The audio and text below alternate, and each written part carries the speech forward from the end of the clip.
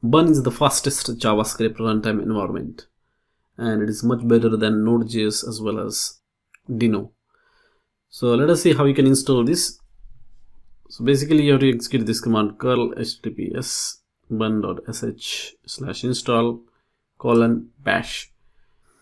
So before you install the bun, you need to ensure that unzip is installed on your Linux system. So I'm using Ubuntu, and on that system I don't have unzip, so I have to install unzip first.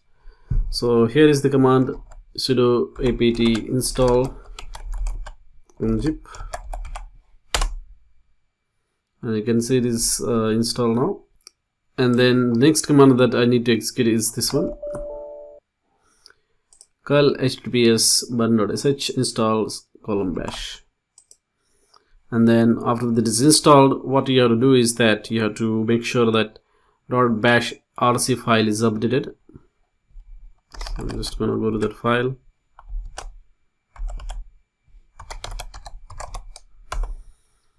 and over there in that file what you have to do is, so you need to add these two lines, bun_install is equal to $hum/.bun, and path variable needs to be updated as well.